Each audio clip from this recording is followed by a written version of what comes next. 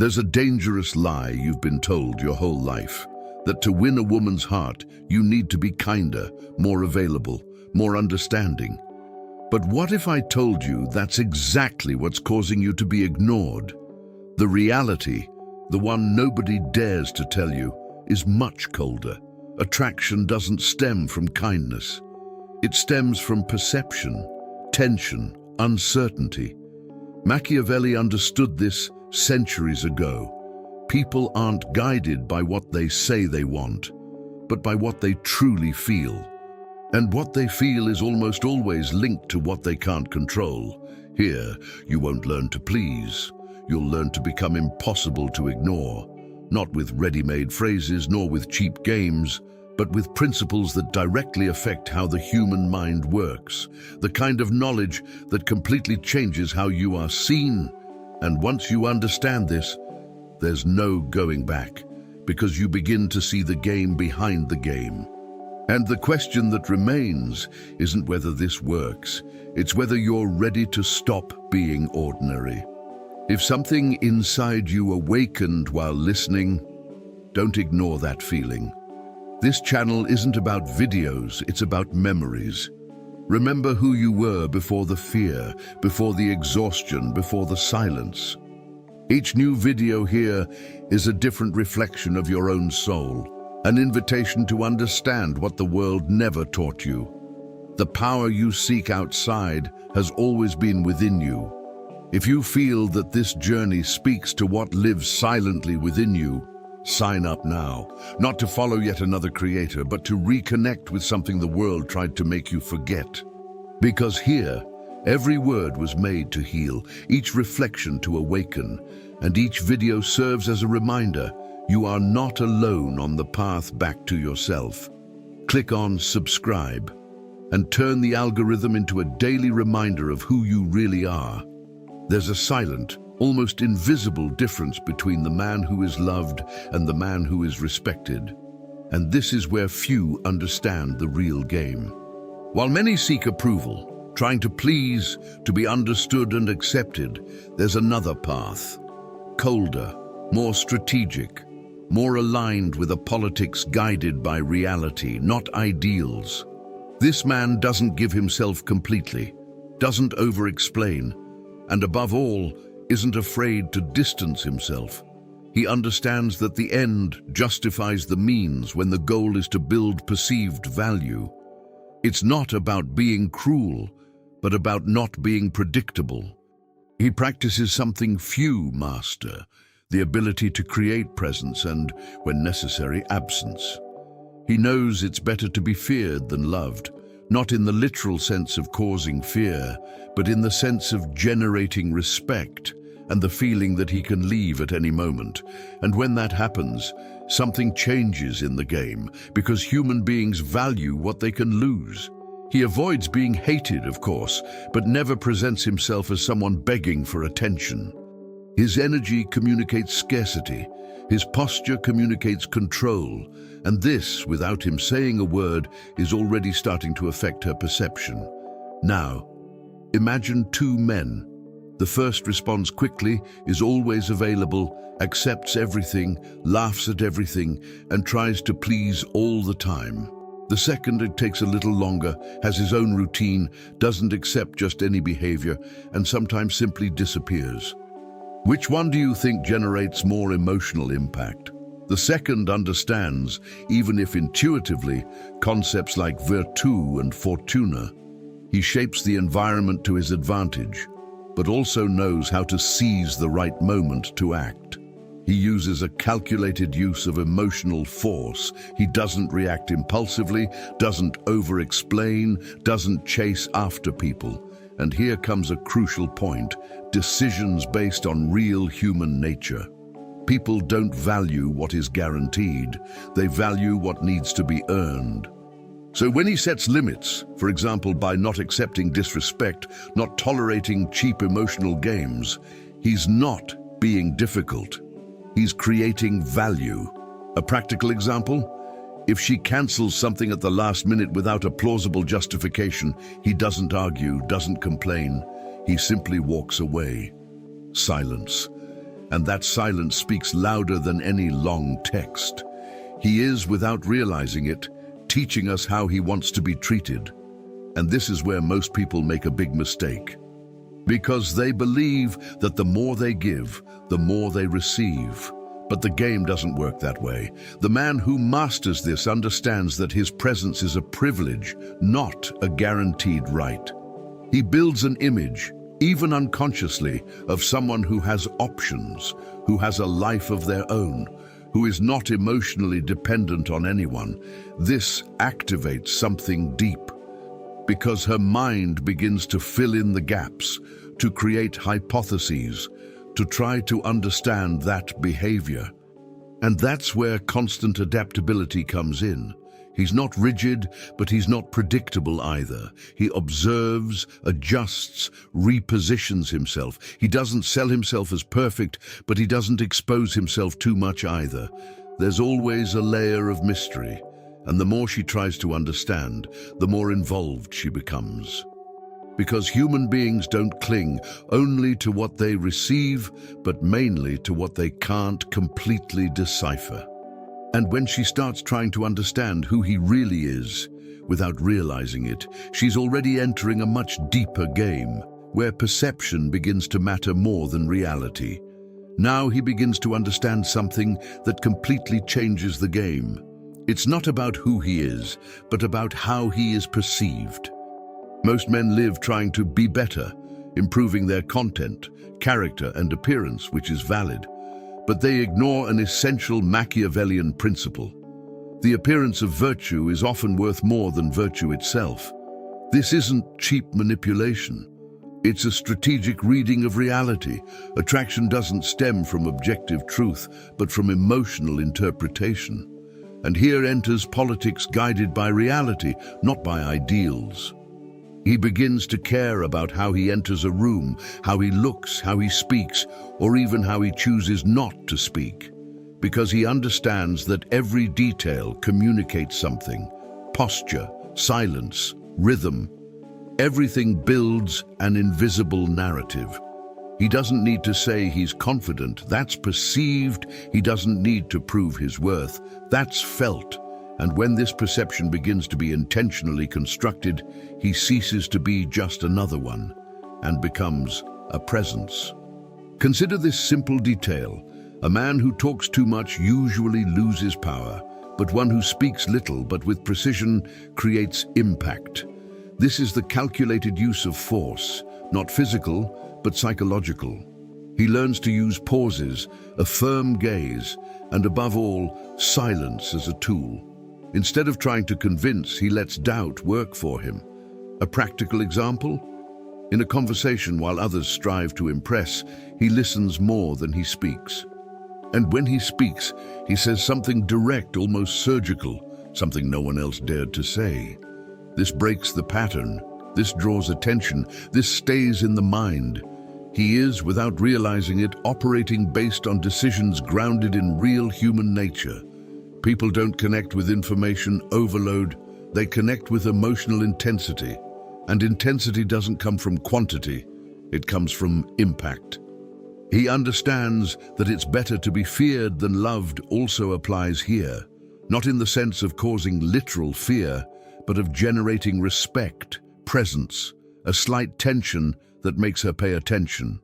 And there's something even deeper happening. When he masters the image, he begins to control the narrative. And whoever controls the narrative controls the game. He doesn't need to seek validation because he builds an identity that naturally attracts attention. That's virtue in action. The ability to shape one's own reality through posture, behavioral choices, and constant adaptability. He understands when to be colder, when to be more present, when to retreat, when to advance, and that makes him unpredictable. And everything unpredictable captivates the mind, because the human mind hates not understanding. He avoids being hated, of course, but also avoids being completely accessible. There's always a space between him and others, a space that generates curiosity, a space that makes one think, there's something different about him, but I don't know exactly what it is. And when that happens, the attraction ceases to be logical and becomes emotional. And when emotion enters the game, logic goes out the door. And it is precisely at this point that he begins to realize that it's not just about presence, it's about knowing when and how to use each facet, like someone who knows exactly when to act like a lion and when to act like a fox. Now he enters a level that separates the ordinary from the strategic, because understanding image is important, but knowing when to act forcefully and when to act intelligently is what truly defines the game. Machiavelli already said, almost surgically, that man must be both lion and fox. The lion to command respect, to establish clear limits, to prevent intrusions, and the fox to perceive traps, avoid unnecessary confrontations, and act with precision. This is politics guided by reality, not by ideals, because real life doesn't only reward those who are good, it rewards those who know how to read the environment. He doesn't react emotionally to petty provocations, doesn't engage in cheap games, doesn't waste energy trying to prove something. He understands that the end justifies the means when the objective is to maintain his position, his image, and his value. And this requires something few possess: inner control. He doesn't need to win every argument. He needs to win the invisible game behind it. Now consider a common situation. She tests you. She makes a subtle comment, provokes you, changes her behavior, takes a long time to respond. The average man reacts, questions, demands answers, explains himself, plays her game. The strategic man observes. The fox enters the scene. He perceives the test, but doesn't validate it. He remains calm, changes the subject, or simply ignores it. This completely breaks the expected pattern, and when necessary, the lion appears, not with shouting, not with drama, but with clear limits. A practical example: if she disrespects him, he doesn't engage in a long discussion. He says something simple, direct. "That doesn't work for me," and he walks away, without justification, without negotiation. This is the calculated use of force. It's showing that there are consequences, without needing to threaten. He is operating based on decisions grounded in real human nature. People test limits, and when they find someone who doesn't give in, they begin to respect them. Better to be feared than loved here means exactly that. Not being someone who can be manipulated. And the most interesting thing is that this combination creates something rare: unpredictability, because nobody knows exactly which version of him will appear. And this activates a deep mechanism in her mind. She starts paying more attention, measuring her words, trying to understand, and without realizing it, she's already investing emotional energy. He avoids being hated, of course, because he knows how to balance things. He's not aggressive, he's not unstable, but he's also not accessible all the time. There's a balance, there's a dance between presence and control. This is Virtù and Fortuna working together. He creates the conditions, but he also knows how to seize the right moment. And all this requires constant adaptability. He doesn't follow a fixed script. He reads the environment and adjusts, because being a lion all the time is frightening, and being a fox all the time is weakening. The power lies in the alternation, and when this alternation begins to be perceived, something changes within her, because now it's no longer just about who he is. It's about trying to predict who he might become in the next move. And when the mind enters this game, it begins to make room for something even more subtle: internal doubt. Here he enters an even more subtle and more powerful territory, because until now he has built presence, image, and behavior. But now he begins to influence what she thinks, not directly but through doubt, and that changes everything. Machiavelli understood something essential. When you plant an idea in someone's mind, that idea grows on its own. You don't need to insist, you don't need to repeat, just insert it and let time do its work. This is politics guided by reality, not by ideals. He doesn't try to convince, he doesn't engage in long debates, he doesn't raise his voice. He uses short, almost innocent phrases, but they carry weight. He understands that the end justifies the means when the goal is to shift her perception. And he does this with almost invisible precision. It's not about confronting, it's about gently destabilizing. Because when her mind begins to question the world itself, she automatically begins to seek answers. And guess where she'll look? Now observe this in practice. She says something like, "I don't like men who do that." The average man tries to argue, to justify himself, to prove her wrong. The strategic man simply responds calmly. Funny, usually those who say that end up getting involved with exactly that type of man. And he stops. Silence. He doesn't explain, doesn't defend, doesn't continue. He lets the phrase echo. This is calculated use of force, minimum effort, maximum impact. He is operating with decisions based on real human nature. The mind hates gaps. She will try to understand what he meant. She will revisit past experiences. She will try to prove to herself that it's not true. And in this process, she is already emotionally involved. He doesn't need to insist. He doesn't need to convince. He simply plants the seed and waits. Better to be feared than loved here means generating a kind of presence that cannot be ignored. Something that stirs, that provokes, that takes you out of autopilot.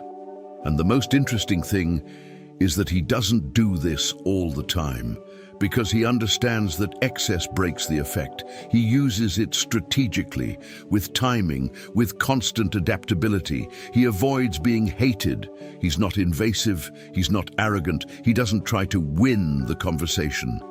He simply inserts small fissures in her mental structure, and these fissures grow. Because when someone starts questioning their own beliefs, they enter a state of emotional instability. And in that state, they become more open to influence. That's virtù and fortuna in action, knowing when to speak and when to be silent, knowing when to act and when to let silence work. And when this is done the right way, she begins to feel something she can't explain. A mixture of curiosity, slight discomfort, and attraction. Because now it's not just about him anymore, it's about what's happening inside her. And when the internal conflict begins, external control becomes much easier. And that's exactly when he realizes that it's not enough to create tension. It's necessary to know how to balance reward and consequence. Here he touches on one of the most overlooked yet most crucial points in all human dynamics: the control of emotional reinforcement.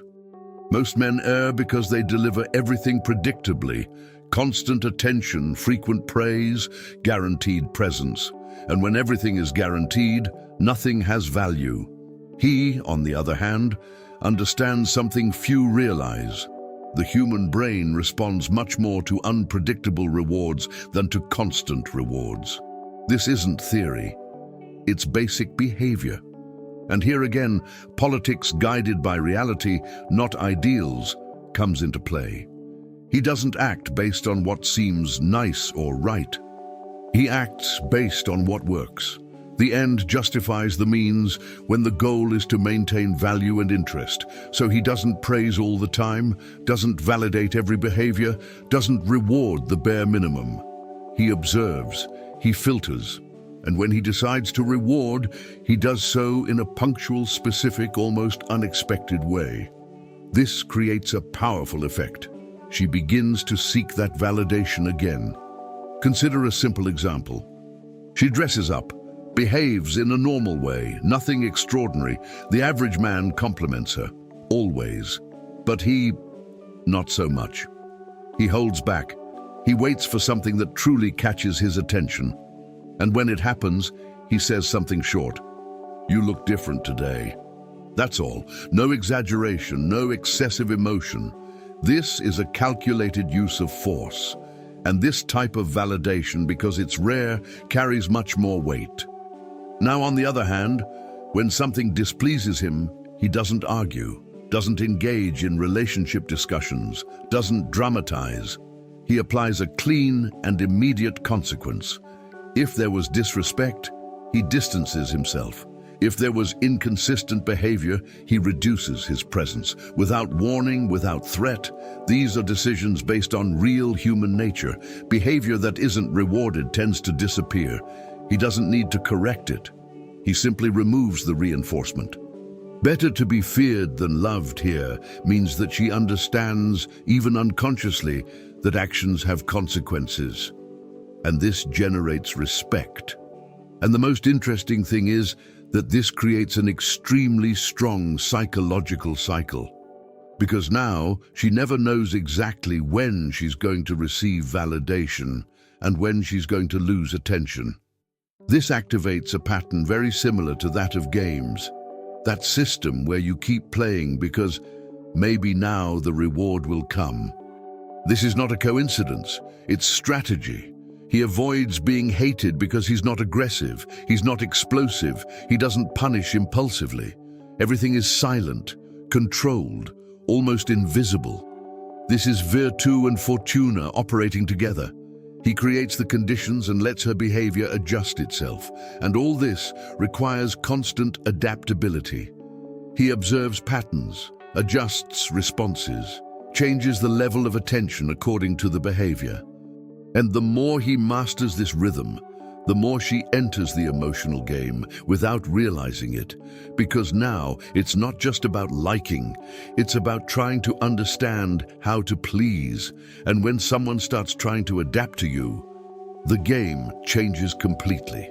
And it is precisely at this point that he realizes that observing attentively is worth more than demonstrating desire.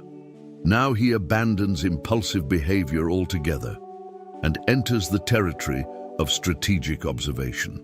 While most men look with desire, react with emotion, and talk too much, he does the opposite. He observes patterns. He pays attention to details that go unnoticed, micro-expressions, changes in behavior, subtle contradictions. This is politics guided by reality, not by ideals. He doesn't believe what is said.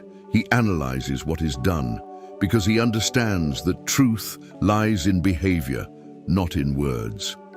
And when he begins to observe precisely, something powerful happens. He begins to see what no one else sees. And this gives him an absurd advantage. The end justifies the means here in the sense of accessing the truth without depending on external validation. He doesn't ask too many questions. He perceives, he connects the dots. He understands the pattern even before she realizes there is a pattern. And when he speaks, he doesn't speak much. He speaks little, but with surgical precision. One sentence, sometimes even less, and that's enough to make an impact. An example? During a conversation, she tries to appear confident, independent, in control.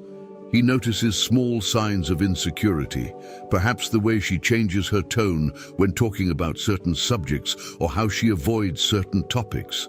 And then he drops something simple. You try to seem more in control than you really are, don't you? Silence. He doesn't explain, doesn't justify, doesn't soften the blow. This is a calculated use of force. Because this phrase does two things at the same time. It exposes and disarms. She didn't expect it. Nobody speaks to her like that. And this activates an immediate internal process. He is operating with decisions based on real human nature. When someone feels truly seen, something opens up. But at the same time, something becomes destabilized. Better to be feared than loved here means generating this kind of presence, someone who sees beyond the surface. And it is at this point that he becomes unforgettable, because most try to impress, he reveals. Most try to please, he exposes with lightness. And this creates a completely different connection. It's not superficial, it's not based on performance, it's based on perception. And this touches something much deeper. He avoids being hated because he is not aggressive, he doesn't accuse, he doesn't confront heavily. He simply points it out and lets the person deal with it. This is virtù and fortuna working together again, knowing the right moment to speak and especially knowing when to stop. Because the silence after the phrase is what makes the effect grow. And all this requires constant adaptability. He doesn't go around saying this to everyone all the time. He chooses moments, he chooses contexts. And the more he masters this, the more she begins to feel that she is facing someone different, someone who cannot be easily deceived, someone who doesn't react like others. And when this feeling grows, something even more powerful than attraction emerges, the need to understand. And when this need appears, absence takes on a completely different weight. Here, he enters a level that most don't even consider, because it demands something rare, emotional discipline.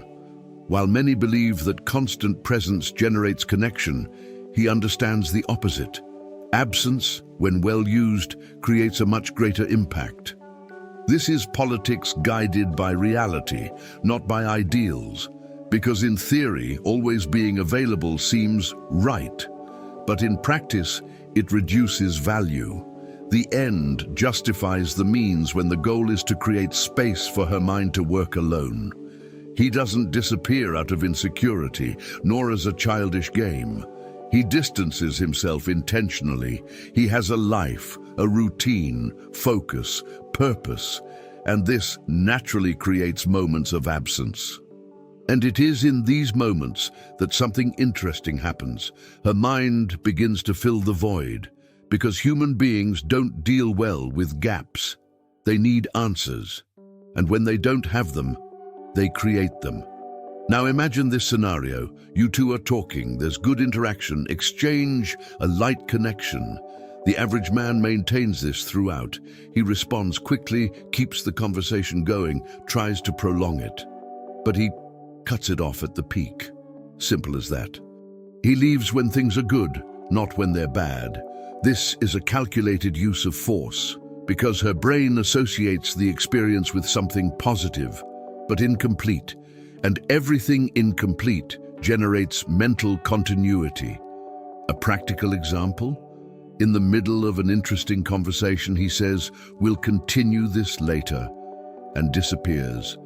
Without a long explanation, without justification. He's operating with decisions based on real human nature. The mind will revisit that conversation, try to understand, create anticipation for the next contact. Better to be feared than loved here means exactly that. She knows she has no control over his presence, and that generates respect and tension.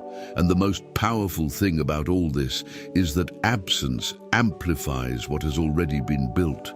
If he created value in his presence, absence multiplies that value.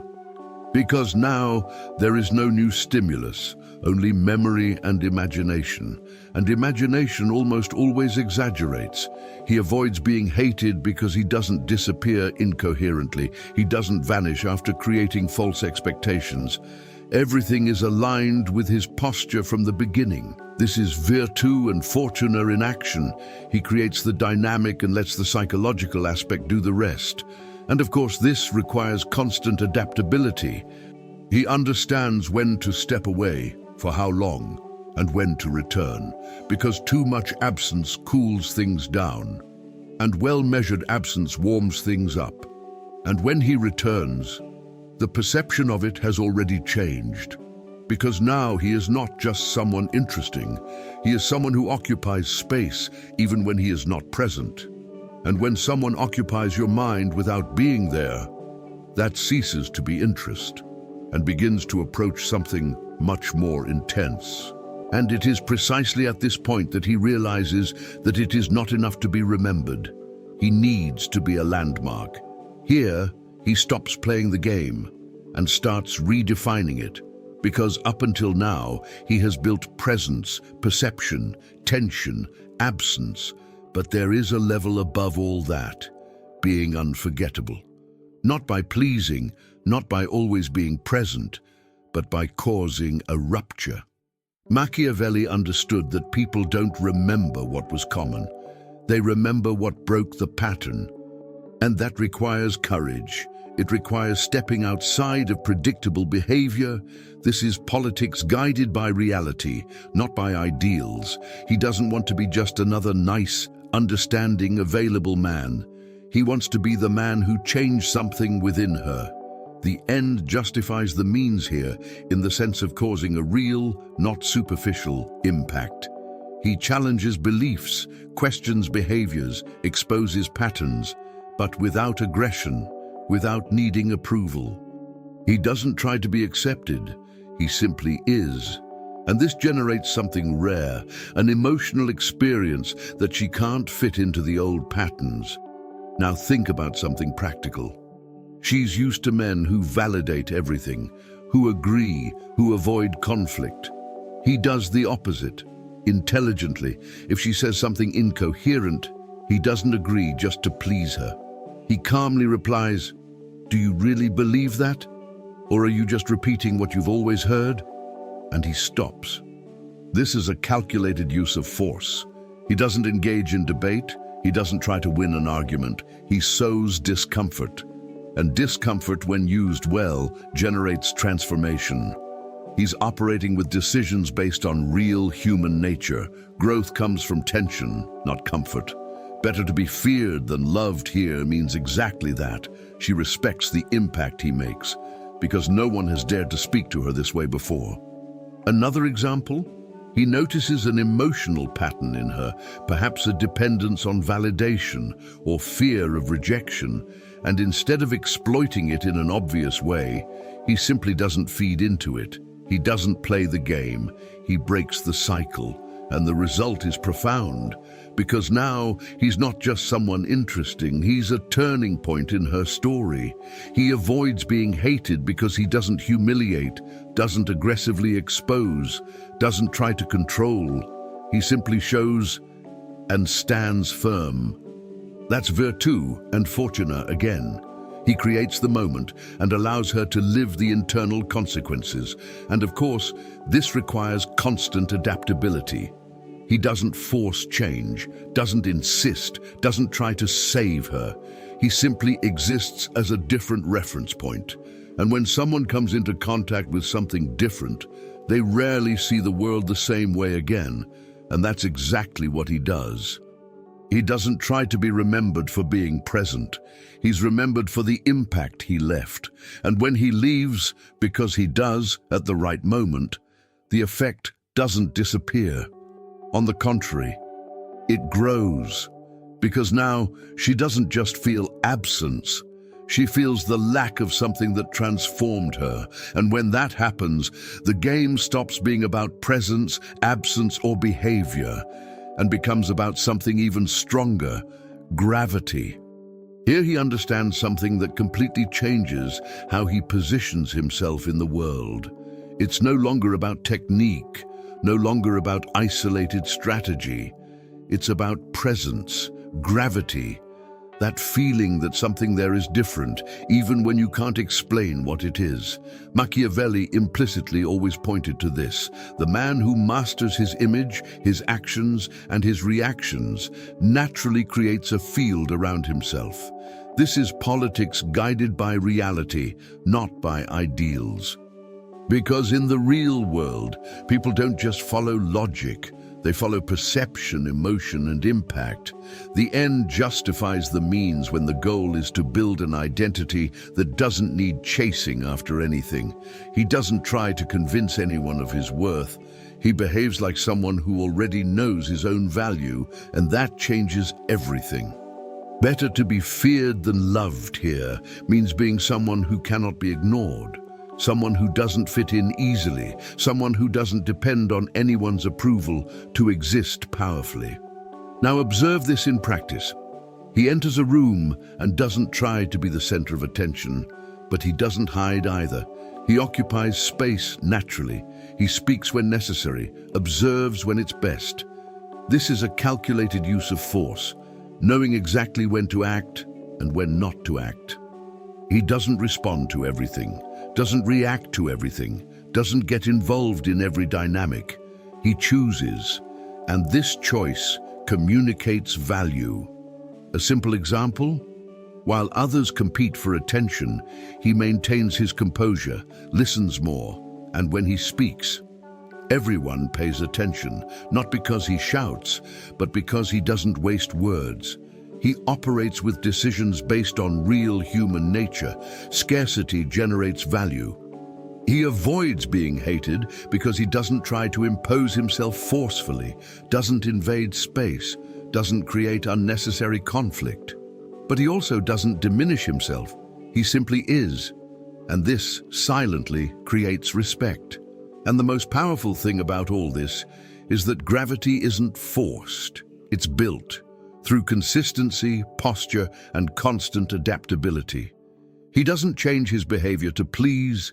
He doesn't adjust to fit in. He doesn't lose his identity to be accepted. That's virtue and fortuna at the highest level. He creates his own reality and positions himself firmly within it. And when someone has that kind of presence, they don't need to chase after it. People approach because there's something there that calls, that pulls, that holds on. And when they feel that it's no longer about understanding, it's about feeling. And when someone feels something they can't explain, they rarely forget. He's not just another one. He's a reference point. And when you become a reference point, the game changes completely, because now it's no longer you trying to generate interest. It's interest trying to reach you. Now answer me honestly. How many times have you tried to do everything right and still been ignored? How many times have you given attention, time, energy, and in the end realized you were just another one? The truth is uncomfortable, but liberating. The game was never about being enough. It was about being perceived differently. And from the moment you understand that, everything changes, because you stop chasing and start building something that naturally attracts. This is politics guided by reality, not by ideals. It's not about being perfect, it's about being strategic. The end justifies the means when the goal is to escape emotional mediocrity and take control of your own presence. Better to be feared than loved here means being respected, valued, and above all, not treated as disposable. You start setting boundaries, choosing where you place your attention, deciding who truly deserves access to your energy. But here's the most important point. This knowledge is useless if you don't apply it. So let me challenge you. Are you going to keep repeating the same patterns, expecting different results? Are you going to continue being predictable, accessible, and forgettable? Or are you going to start acting with calculated use of force, observing more attentively, speaking more precisely, and above all, developing constant adaptability? Because that's what separates those who live in the average from those who truly master the game. People don't change because they heard something. They change when they decide to act differently, and you already have everything you need to start. Now it's a choice. And remember, decisions based on real human nature always win over comfortable illusions. Avoiding being hated is important, but being ignored is much worse. And from today on, you don't have to accept that anymore. Now I want to know from you, which of these strategies had you never noticed before? Which one do you feel could completely change the way you position yourself? Comment below. I read them all. And if this type of content opened your mind in any way, subscribe to the channel and turn on notifications, because here we don't talk about what sounds nice. We talk about what works in the real world, and the more you understand that, the harder it becomes to go back to being who you were before.